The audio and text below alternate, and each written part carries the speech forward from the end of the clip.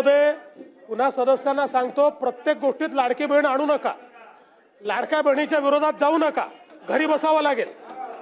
माननीय मंत्री महोदयांनी दिलेल्या उत्तरावर आम्ही समाधानी आहोत. ऐकून घ्या त्यांचं ऐका. अध्यक्ष महोदय, माझा विषय याच अनुषंगाने आहे की अवैध दारूच्या विषयामध्ये मी अध्यक्ष महोदय मागच्या सरकारमध्ये एक लक्षवेधी मांडली होती, आत्ताच्या काळामध्ये एक लक्षवेधी मांडली, 2 लक्षवेधी झाल्या. आपल्या दालनामध्ये 6 फेब्रुवारी 23ला, 23 जानेवारी 25ला, 14 जुलै 25ला 3 बैठका झाल्या अध्यक्ष महोदय.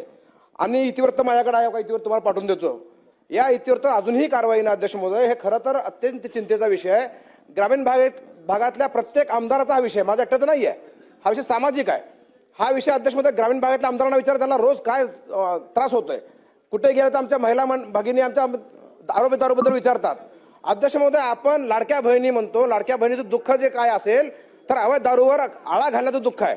अध्यक्ष महोदय, दुरुस्ती करण्याची आवश्यकता आहे. आपण बैठक घेतली, आपण निर्देश दिले एक्साइज डिपार्टमेंटला, फूड अँड ड्रग्सला, होम डिपार्टमेंटला. आपण अध्यक्षांनी निर्देश देऊन सुद्धा काय होत नसेल अध्यक्ष महोदय, तर हे चिंतेचा विषय अध्यक्ष महोदय.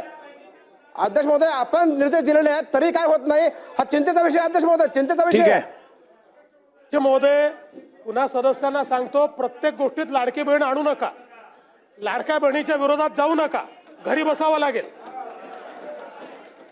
प्रत्येक गोष्टीत लाडकी बहीण, लाडक्या बहिणींचे पैसे चालूच राहतील, ती योजना सुरूच राहील. त्या योजनेला दुसऱ्या योजनेशी कंपेअर करता येत नाही, हे आपण लक्षात ठेवा. दुसरं, माननीय अध्यक्ष महोदय, आपण जर काही निर्देश दिले असतील आणि त्याची अंमलबजावणी झाली नसेल तर तात्काळ ती करण्यात येईल. ठीक आहे.